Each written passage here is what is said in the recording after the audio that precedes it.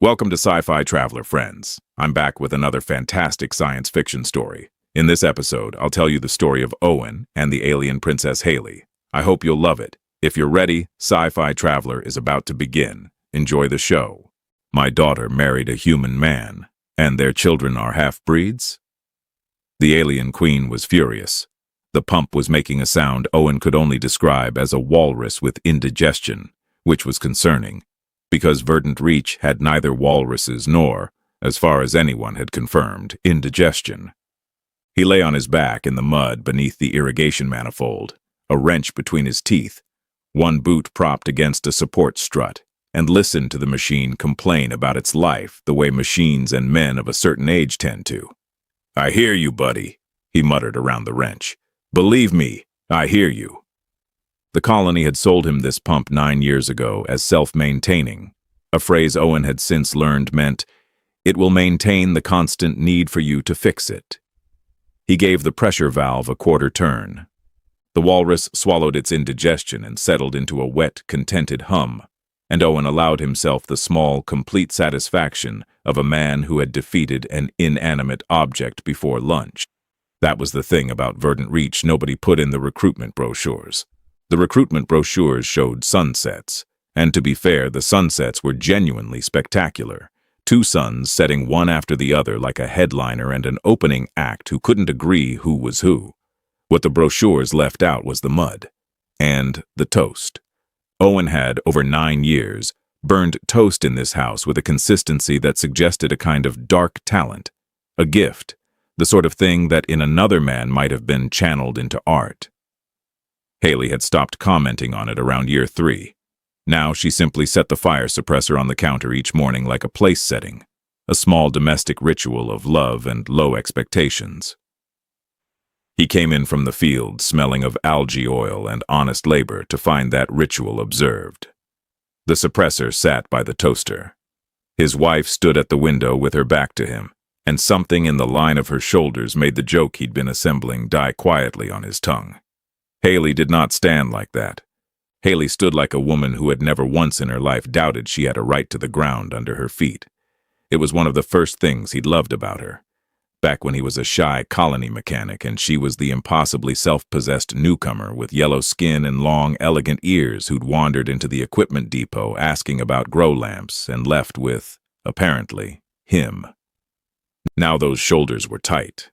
Now those ears, usually so expressive, were laid flat back against her dark hair, the way they went only when she was frightened, which was so rare he could count the times on one hand and have fingers left for burning toast. "Hey." He crossed the room. "There's a drone in the garden," she said. There was, in fact, a drone in the garden. Owen looked past her and saw it, something the size of a large swan, though no swan had ever been assembled from living white lacquer and slow-pulsing veins of gold light, and no swan had ever crash-landed into the tomato beds with quite that much aristocratic disdain for the tomatoes. Cora was already out there, of course. Their 4-year-old had approached the interstellar object with the fearless diplomacy of the very small and was attempting to feed it a pebble. Lucas, 8 and cautious as his father was reckless, hovered a protective 3 steps back, ready to grab his sister if the swan thing did anything swan things weren't supposed to do. "Okay," Owen said slowly. That's a fancy drone. Whose is it? Is it the survey office again because I told them the fence dispute was?" "It's not the survey office." Hailey's voice had gone somewhere far away and long ago. On the drone's breast, a disk of white wax had risen up out of the lacquer like a slow bubble, and pressed into it was a seal, a crown of leaves cradling a single star. Owen didn't recognize it.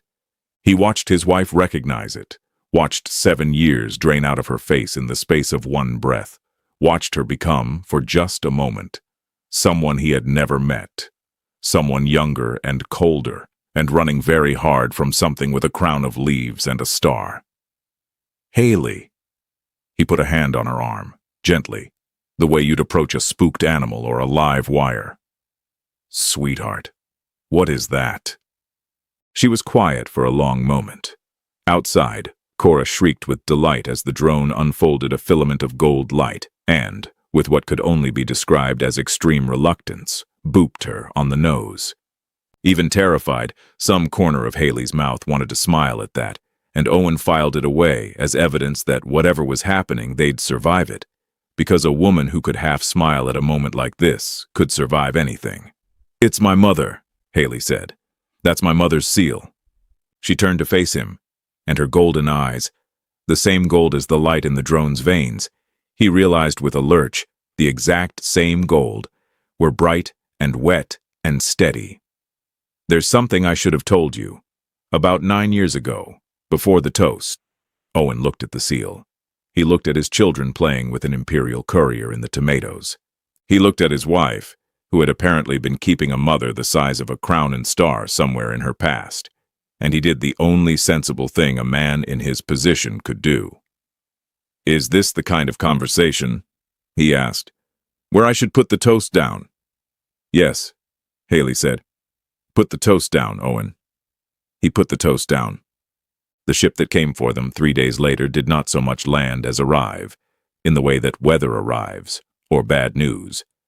It settled over the North Field at dusk and simply was there, an enormous vessel of living glass threaded through with vines that glowed a soft amber from the inside, so that the whole thing looked less like a spacecraft and more like an impossibly elegant terrarium that had learned to fly and developed opinions about it.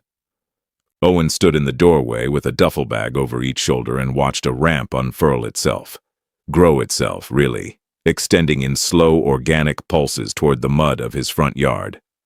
And he said, with the quiet awe of a man watching his old life get very small, very fast, "Well, nobody's going to believe this at the co-op." The voyage taught Owen a great many things, most of them the hard way. He learned that the walls of the ship were alive and mildly telepathic, which he discovered by leaning against one and having it politely dim its lights because it sensed he was tired. A gesture he found touching until he realized it had been quietly reading his mood the entire time, at which point he began apologizing to walls, a habit Hailey watched develop with the resigned fondness of a woman who had married a man capable of befriending architecture. He learned that Sylvan food was grown, not cooked, that it arrived at the table still faintly warm from the light it had eaten, and that you were meant to thank it before consuming it. He learned this last part after enthusiastically biting into something before the blessing, prompting a serving attendant to look at him the way one looks at a man who has sneezed in a cathedral. In my defense, Owen told Hailey afterward, it looked like a dumpling. I have a lifetime of positive associations with things that look like dumplings. You can't just ambush a man with a dumpling that has feelings. But the ship also gave them long, quiet hours, and in those hours Hailey finally told him the rest of it, sitting in a cabin whose ceiling drifted with slow constellations of pollen light.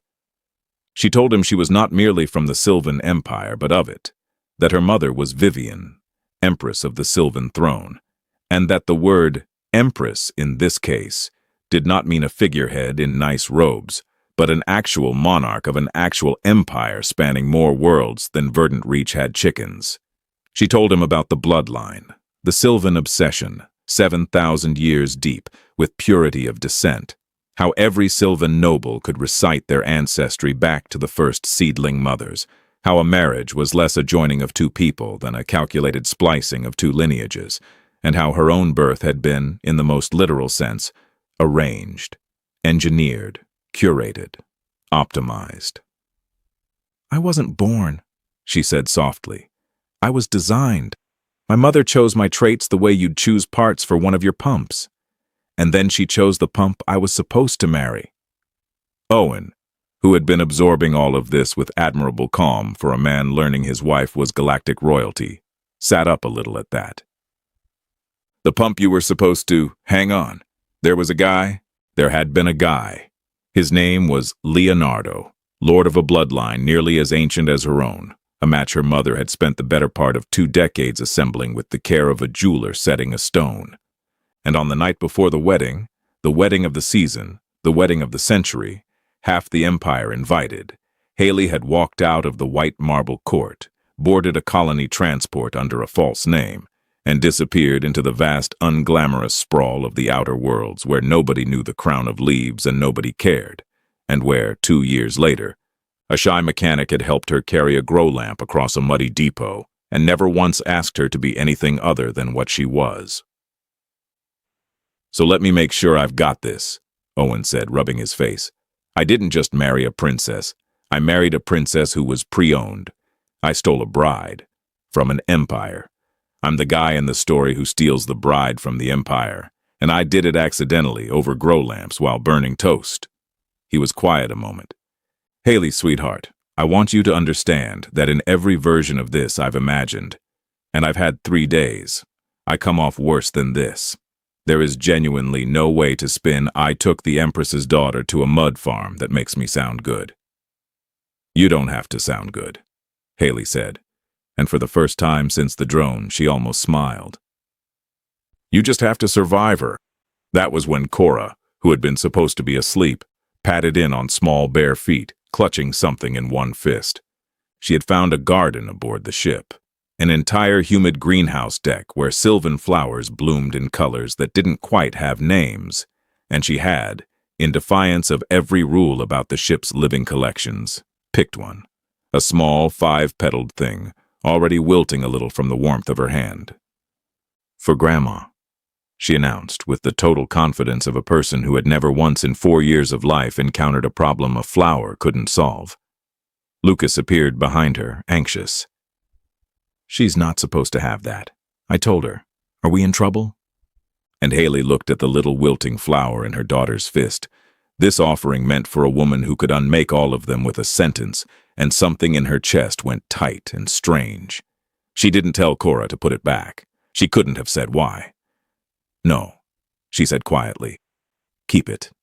Keep it safe." The white marble court did not welcome them so much as tolerate their existence, and only barely.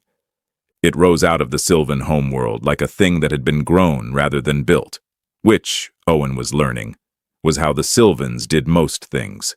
Great pale spires of living stone laced with the same amber veins as the ship, arching up into a sky so deliberately, aggressively beautiful that Owen suspected it had been designed by a committee whose only note was more.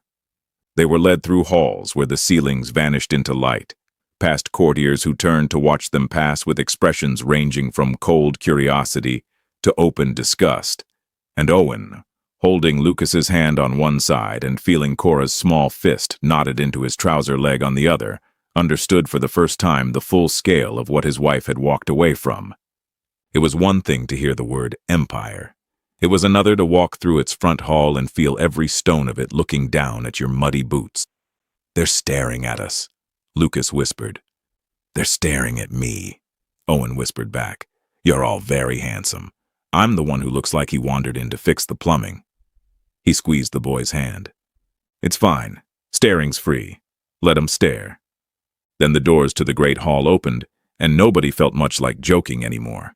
The hall was vast and cold and full of the Empire's high blood, ranked along its length in their pale finery, all of them turned toward the far end where a throne of white stone sat raised on 7 steps.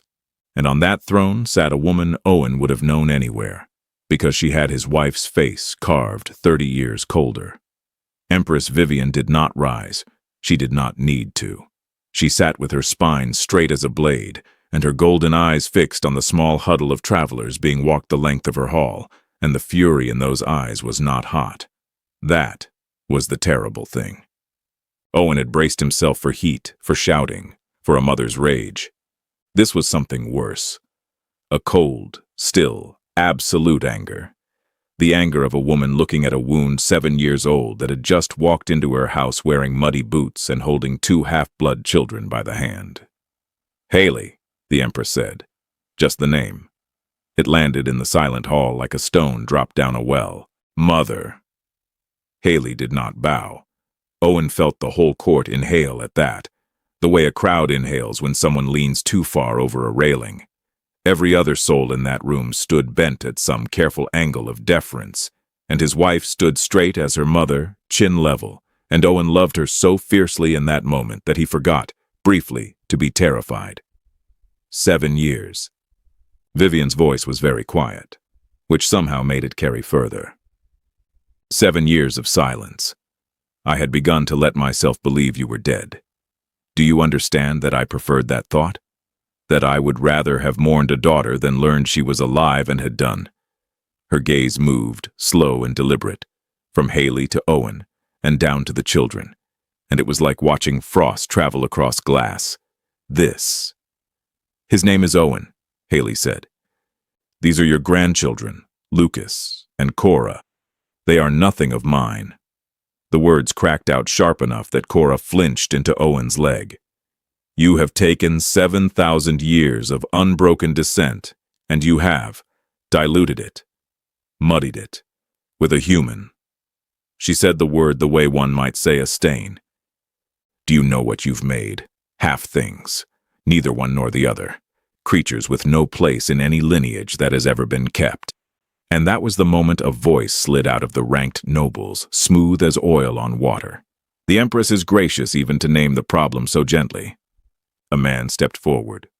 Tall, silver-clad, handsome in the polished way of a blade that has never been used but is kept very sharp.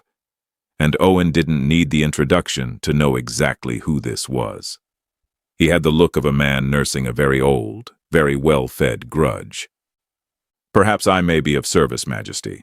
There is precedent, the law of the clear line, old but never struck. It holds that issue of impure descent hold no claim, no name, no standing, and that the outsider who caused such dilution may be removed from Sylvan space entirely. Leonardo's smile was a beautiful thing, and it did not reach his eyes at all. Cleanly, lawfully, as though the error had never been made. Leonardo, Hailey said, and there was old history in the single word. Princess. He inclined his head with exquisite, poisonous courtesy. You look well, for a woman who left me standing at an altar before the assembled empire. I've had 7 years to reflect on it. I've found the reflection clarifying. Owen stepped forward before he'd decided to. Okay, hi, sorry. The guy who got jilted is the one who gets to write the law about my kids. That feels like a conflict of interest. Back home, we'd at least make him fill out a form. A ripple went through the court, shock, mostly, that the human had spoken. Leonardo's smile thinned, but Owen wasn't looking at him anymore. Because up on the 7 steps, the Empress had risen at last from her throne, and she was coming down them, one at a time, her golden eyes fixed and cold and terrible, descending toward the man who had ruined her bloodline. And Owen, God help him, put himself between that gaze and his children, and waited. The Empress came down the 7 steps the way a glacier comes down a mountain, slowly, inevitably, and with the clear sense that whatever was at the bottom would simply cease to be a feature of the landscape. Owen held his ground, which cost him more than he'd ever admit, and he was already assembling something to say, some last hopeless joke to throw between his family and the coming cold. When the thing happened, that no one in the great hall, not the ranked nobles, not the smiling lord, not Owen, not even Hailey, had thought to plan for. Cora let go of her father's leg and walked forward.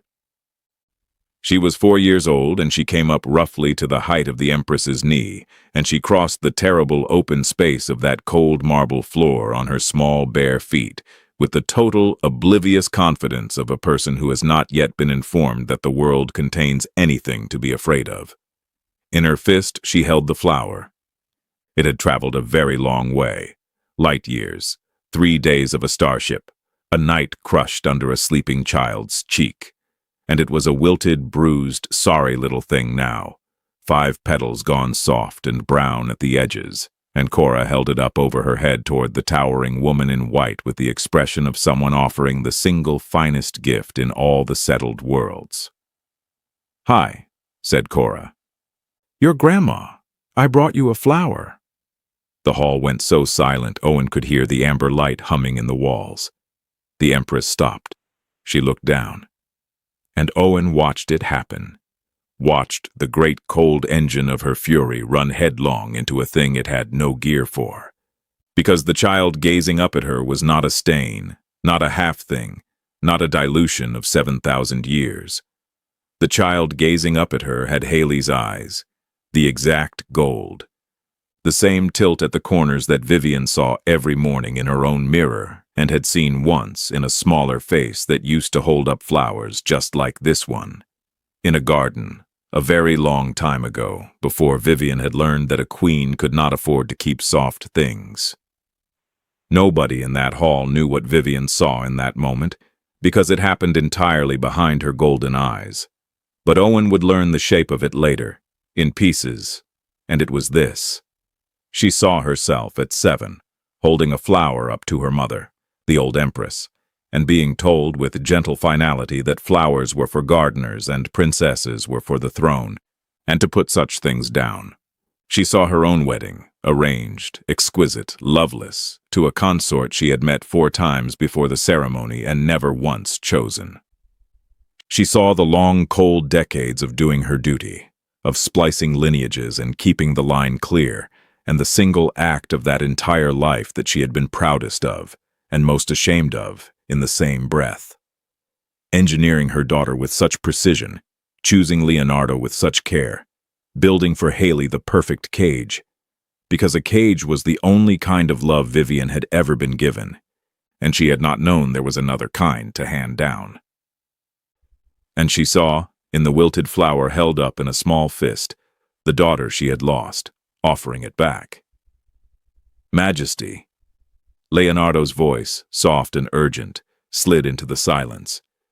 He had seen the Empress's face, and he did not like what was happening on it.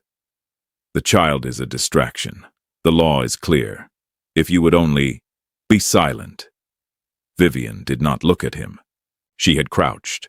The Empress of the Sylvan Throne had crouched in her white finery on the cold floor of her own great hall before a half-blood child, and the entire court stood frozen in scandalized astonishment.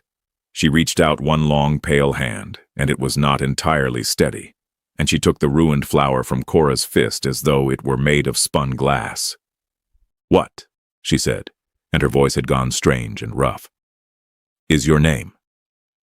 "Cora," said Cora. And then helpfully, because the woman seemed confused. "It's a good flower. It was better before. I sitted on it. Somewhere behind Owen, in the ranks of the horrified nobility, someone made a small strangled sound that might, in a less terrifying room, have been a laugh. An old woman had come forward from beside the throne, small, bent, ancient, dressed in the plain gray of a servant, but moving with the ease of someone who had been in this hall longer than anyone else alive. She stopped at the Empress's shoulder and looked down at the crouching queen and the flower and the child, and she said very quietly, in a voice only Vivian and those nearest could hear, "She held it the whole way, Majesty. Across the stars, the little one. Would not let anyone take it from her." A pause. "You held a flower like that once. I remember. I was there. So were you, before you decided to forget it." "Nora." The Empress's voice was barely a breath. "Don't. I have served this throne through 3 reigns," the old nurse said, unbothered, "and buried more sorrows than you have years. I have earned the right to say a true thing in a cold room." She nodded at the flower. "That is your blood, Vivian. Not diluted. Doubled. There is more of you in that child's stubbornness than in 100 clear-lined nobles who never once did anything so foolish and so brave as carry a dying flower to a woman who might destroy them." Vivian knelt there, the flower trembling in her hand, her fury and her heart at open war across her face. And across the hall, Leonardo, watching the Empire's oldest law slip through his fingers, stepped forward to force the trap shut before she could soften all the way. "I invoke the trial of the clear line." Leonardo said it loudly, formally, casting the words down the length of the hall so that every noble present became a witness, and Owen watched the trap spring shut with the particular sick clarity of a man who has just heard a door lock behind him. Whatever softness had been happening on the Empress's face, that crouch, that trembling flower, that terrible tenderness, Leonardo had just made it impossible for her to indulge without cost. "The right is ancient, Majesty, and binding even upon the throne," he went on, and there was open triumph under the courtesy now. Once invoked, the question of a bloodline's purity must be answered before the full court, by law, not by sentiment. You cannot simply wish it away because a child is charming. A beat, delicately cruel. Not even you. To set it aside would be to declare that the Empress holds herself above the very traditions that make her the Empress. Which, of course, you would never do. It was, Owen had to admit, a genuinely nasty piece of work. He'd known men like Leonardo back on the colonies, not the silver in the ancient bloodline, but the type, the man who could not simply want a thing but had to make wanting it look like principle, had to dress up 7 years of wounded vanity as a defense of sacred law. Leonardo did not care about the clear line. Leonardo cared that a mechanic in muddy boots had ended up with the life he'd been promised, and he had spent 7 years sharpening this exact moment. Vivian rose slowly from her crouch. The flower was still in her hand. Owen saw her look at it, and look at Cora, and look, for one flicker, at Hailey, and he saw the cage close around her too. The Empress caught between the child at her feet and the throne at her back, unable to keep both. So Owen did the stupidest, bravest thing he had ever done, which was to speak. "Can I say something?" His voice cracked embarrassingly on the second word, and he cleared his throat and tried again, and it held. "Sorry, I know I'm not anybody here. I fix pumps. I burn toast. I'm painfully aware I'm the least impressive person in this room by a factor of about 1,000. He stepped forward, past his wife, past the smiling lord, until he stood in the open floor before the throne with nothing between him and the Empire's cold regard. "But you're about to hold a trial about whether my kids get to exist, so I figure I've earned 30 seconds. Nobody stopped him. That was the strange thing. The hall had been so braced for the human to be silent that his refusal to be seemed to buy him a moment of pure, astonished quiet. "This man," Owen nodded at Leonardo, "keeps saying, the line, the purity of the line, like it's about the Empire. It's not. He got left at an altar and it stung, and he's dressed it up in 7,000 years of law because 'I'm still mad about the wedding' doesn't sound as good in a throne room. Which, fair, I'd probably do the same. I hold a grudge about a co-op fence dispute to this day, but let's at least call it what it is." He turned back to the Empress. "Here's the thing about purity, Majesty. I've spent 9 years growing things on a world that didn't want anything to grow on it. And you know what a pure line gets you. In a field? Weakness. You breed the same seed to the same seed long enough. Everything looks perfect, and then one bad season wipes the whole crop out because there's nothing in it that ever had to be tough." He looked down at his daughter, still standing near the Empress's knee. Cora carried a dying flower across the galaxy to give to a woman she'd been told might hate her. "Lucas checked our restraints 11 times on the way here because he was scared, and he did it anyway so his sister wouldn't be. That's not dilution. That's the strongest thing your bloodlines produced in 1,000 years, and it's standing right here in second-hand shoes." "Owen," Hailey breathed, and when he glanced back, her eyes were wet and blazing, and she stepped up beside him, shoulder to shoulder, and turned to face her mother with all the fire the woman had ever given her. "He's right, and you know he's right. You spent my whole life building me into something perfect, Mother, and the one time I did something messy, the one time I chose instead of being chosen, I made them." She gestured at her children. "You want to talk about the line? They're the line. They're what it was always for, not a museum. People." The Empress stood very still. Leonardo, sensing the room tilting, opened his mouth. "Majesty, the trial cannot be." "The trial," Vivian said, "requires the Empress to answer the question of purity before the court. Yes?" "Yes, Majesty." Leonardo's smile had gone uncertain. "Then I answer it." She turned slowly and swept the assembled nobility with those golden eyes, and the flower was still in her hand, held up now for all of them to see. "I am Vivian, 9th of my name, and I have kept this line clear for 40 years. I have spliced it and curated it, and I have called that love, and I have been wrong." A gasp moved through the hall like wind through grass. "The clear line is struck. From my own mouth before you all, it is ended. A dead law for a dead idea. These children are of my blood, doubled, not diluted." Her gaze came to rest on Leonardo, and it was pure winter.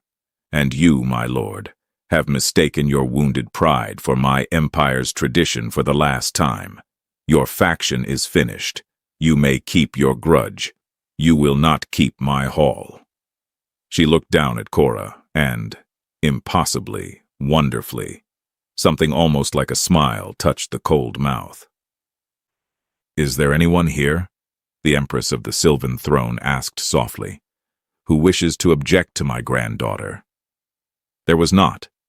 Leonardo left the court before nightfall, which was the wisest thing he did in the whole affair. Stripped of the law he'd built his faction on, exposed before the assembled nobility as a man peddling old heartbreak dressed in older robes, he found the corridors of power suddenly very empty of allies. Power being a thing that clings to the rising and abandons the falling with equal, shameless enthusiasm.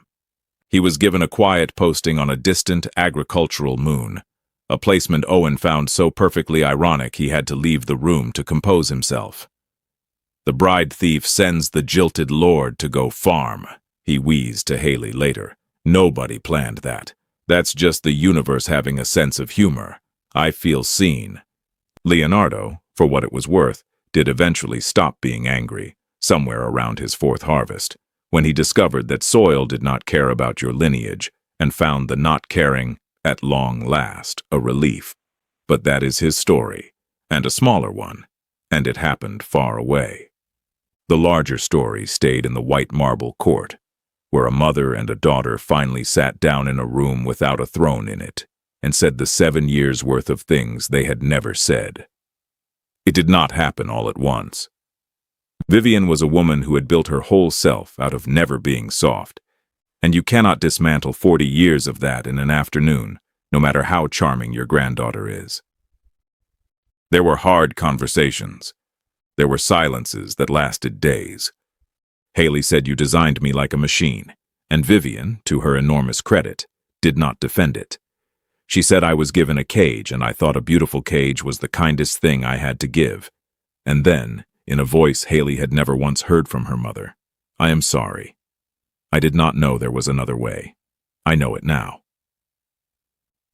And Hailey, who had spent 7 years rehearsing her fury, discovered that fury does not survive very long against a genuine apology, and cried, and was held, badly and stiffly, and then less badly, by a woman relearning how her own arms worked. Nora watched all of it from her place by the wall, saying nothing, looking enormously satisfied as old women who have quietly engineered the salvation of an empire are entitled to look. The Empress, it turned out, was a catastrophe of a grandmother, and this was the great delight of everyone's life. She had commanded fleets. She had never once in 90 years been to a tea party, and Cora appointed her to one on the 3rd day with the imperiousness of true royalty, and Owen got to watch the Empress of the Sylvan Throne sit on a very small chair and gravely accept a cup of imaginary tea and be told sternly that she was doing the sipping wrong. "Pinky out, Grandma." "I do not. Very well, the pinky is out." "Now you say it's delicious." A pause of profound imperial dignity. "It is delicious." Lucas taught her to laugh, which took longer because Lucas was a cautious child, and the Empress was a cautious woman, and the two of them circled each other warily for a week, before he showed her the trick of skipping stones across the court's reflecting pools, and she, forgetting herself entirely, whooped aloud when hers went 4 skips and clapped a hand over her own mouth in horror at the sound, and Lucas laughed at that, and then so did she, and something that had been frozen since before Hailey was born quietly thawed for good. And Owen earned the Empire's affection precisely by never once trying to. He did not learn court etiquette. He apologized to the walls. He asked the palace gardeners genuine questions about their grafting techniques and listened to the answers, and word spread among the staff, the way it always does, that the human was kind, and kindness in a palace is rarer and more valuable than any bloodline. He fixed a fountain that had been broken for a decade because nobody had thought to simply ask a plumber. When the nobles came around, and they did come around because nobles follow the Empress the way weather follows the season, they found they could not sustain their disdain for a man who kept offering to help them with things and meaning it. The change in Owen was quieter, and it was this. The shy mechanic who had once believed himself the least impressive person in any room had stood in the greatest hall of an empire and spoken for his children, and learned that he had never been small at all, only humble, which is a different thing, and a better one. He had always thought his ordinariness was a limitation. He understood now it had been the whole point. In a court that had worshipped perfection for 7,000 years, the most extraordinary thing anyone had ever brought through its doors was a man who was gloriously, stubbornly, kindly plain. They stayed a season, and then they went home to Verdant Reach, because it was home, and the pump still needed fixing, and Cora missed her chickens. But they came back often, and the Empress came to them more often still, arriving in her impossible living ship, and then spending the visit in the mud, in a borrowed coat, learning to burn toast with the same grim determination she had once brought to matters of state. On the last morning of that first visit, before they left, the whole family walked out to the great garden of the white marble court, the oldest garden in the empire, 7,000 years of perfect, curated, clear-lined blooms, every flower chosen, every flower planted, not one of them wild. And there, in a small bare patch near the reflecting pool, Cora knelt with her grandmother, and together they planted the flower, the wilted, road-worn, galaxy-crossing flower, saved and pressed and coaxed back toward a seed, in ground where nothing so ordinary and unplanned had ever been permitted to grow. "It might not take," Vivian said. "It's a common thing. This soil was made for finer stock." "It'll take," Owen said, watching his daughter pat the dirt down with both small hands. "Common things are tougher than they look.